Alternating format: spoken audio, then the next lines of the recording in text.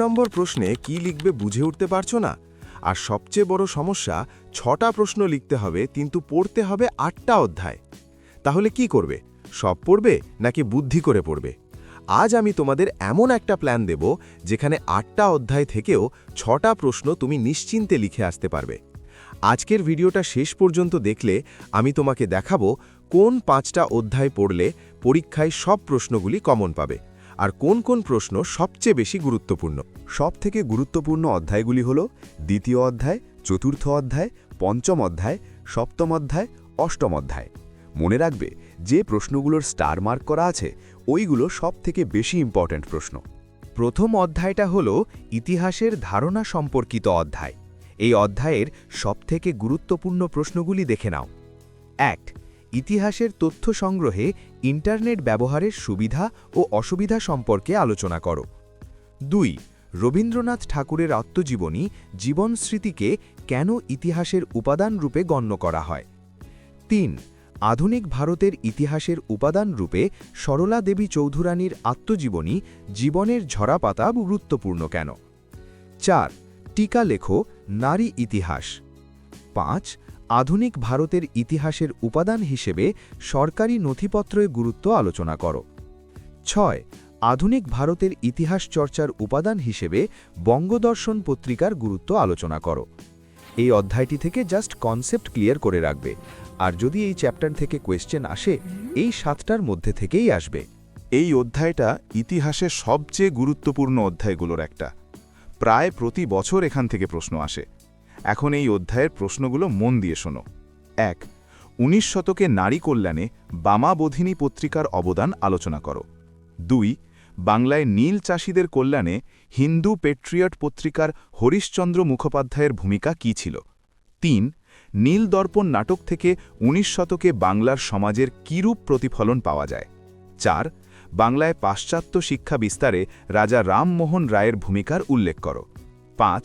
পাশ্চাত্য শিক্ষা বিস্তারে ডেভিড হেয়ারের অবদান লেখো। 6. শ্রী রামকৃষ্ণের সর্বধর্ম সমন্বয়ের আদর্শ ব্যাখ্যা করো। 7. বাংলার সমাজ ও ধর্ম সংস্কার আন্দোলনে ব্রাহ্ম সমাজের কী অবদান ছিল? 8. ভারতে পাশ্চাত্য শিক্ষা বিস্তারে উডের ডেসপ্যাচের গুরুত্ব কী? 9. 19 শতকে বাংলায় নারী শিক্ষা বিস্তারে রাজা রাধাকান্ত দেব কিরূপ ভূমিকা গ্রহণ করেছিলেন? 10. 19 শতকে বাংলায় ধর্ম সংস্কার আন্দোলনে রামকৃষ্ণ দেবের ভূমিকা সংক্ষেপে আলোচনা করো। 11. 19 শতকে নারী শিক্ষা বিস্তারে ড্রিঙ্ক ওয়াটার বেথুন কী ভূমিকা গ্রহণ করেছিলেন? 12. ভারতের চিকিৎসাবিদ্যার ক্ষেত্রে কলকাতা মেডিকেল কলেজের কিরূপ ভূমিকা ছিল? 13. গ্রামবার্তা প্রকাশিকা পত্রিকা থেকে 19 শতকের বাংলার কী ধরনের সমাজচিত্র পাওয়া যায়? 14. ধর্ম সংস্কার আন্দোলনে স্বামী বিবেকানন্দের চিন্তাধারা বিশ্লেষণ করো। 15. হুতম প্যাচার নকশা গ্রন্থে 19 শতকের বাংলার কিরূপ সমাজচিত্র পাওয়া যায়? এই অধ্যায়টা ভালো করে পড়লে 4 নম্বরের প্রশ্ন প্রায় নিশ্চিত। এই অধ্যায়টা বিদ্রোহ আর আন্দোলন নিয়ে একটু বিশ্লেষণ দরকার হয়। এখন বোর্ডের প্রশ্নগুলো দেখো। 1. 1855 খ্রিস্টাব্দে সাঁওতাল বিদ্রোহের কারণগুলো লেখো। 2. ফরাজি আন্দোলনের চরিত্র বা প্রকৃতি আলোচনা করো। 3. বাংলায় ওয়াহাবি আন্দোলনের পরিচয় দাও, অথবা বাংলায় ওয়াহাবি আন্দোলনে তিতুমিরের ভূমিকা আলোচনা করো, অথবা বারাসাত আন্দোলনের উপর একটি টিকা লেখো। 4. কি উদ্দেশ্যে ঔপনিবেশিক সরকার অরণ্য আইন প্রণয়ন করেন? 5. ঔপনিবেশিক ভারতে সংগঠিত কৃষক ও আদিবাসী বিদ্রোহের কারণগুলি আলোচনা করো। 6. বিদ্রোহ, অভ্যুত্থান ও বিপ্লবের ধারণাটি ব্যাখ্যা করো। 7. টিকা লেখো চুয়ার বিদ্রোহ, কোল বিদ্রোহ। সময় কম থাকলে এই অধ্যায়টা অপশন হিসেবে রাখলেও চলবে।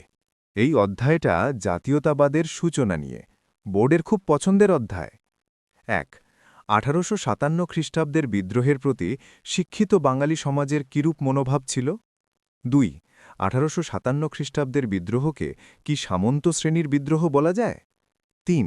1857 খ্রিস্টাব্দের বিদ্রোহকে ভারতের প্রথম স্বাধীনতা সংগ্রাম বলার কারণ কি? 4.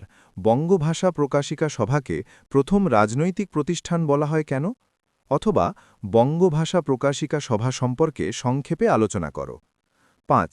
জমিদার সভা সম্পর্কে সংক্ষেপে আলোচনা করো। 6. ভারতীয় জাতীয়তাবাদের বিকাশে বঙ্কিমচন্দ্রের আনন্দমঠ উপন্যাসের কী ভূমিকা ছিল? ৭ ভারতীয় জাতীয়তাবাদের বিকাশে রবীন্দ্রনাথ ঠাকুরের গোড়া উপন্যাসের কী ভূমিকা ছিল? ৮ ভারতীয় জাতীয়তাবাদের বিকাশে অবনীন্দ্রনাথ ঠাকুরের আঁকা ভারত মাতা চিত্রটির কী অবদান ছিল? ৯ স্বামী বিবেকানন্দের বর্তমান ভারতের জাতীয়তাবাদের ক্ষেত্রে কতখানি গুরুত্বপূর্ণ? ১০ জাতীয়তাবাদের বিকাশে হিন্দু মেলার ভূমিকা বিশ্লেষণ করো। ১১ মহারানীর ঘোষণাপত্রের ঐতিহাসিক তাৎপর্য কী? তাহলে আজকের ভিডিওতে আমরা দেখলাম প্রথম থেকে চতুর্থ অধ্যায় পর্যন্ত ৪ নম্বরের গুরুত্বপূর্ণ প্রশ্নগুলো। এই ৪টি অধ্যায় ভালো হলে ইতিহাসের অর্ধেক কাজ এখানেই শেষ। কিন্তু মনে রেখো, সবচেয়ে স্কোরিং অধ্যায়গুলো এখনও বাকি: পঞ্চম, ষষ্ঠ, সপ্তম আর অষ্টম অধ্যায়। পরের ভিডিওতে এই অধ্যায়গুলো থেকেই সবচেয়ে গুরুত্বপূর্ণ প্রশ্নগুলো দেখাবো।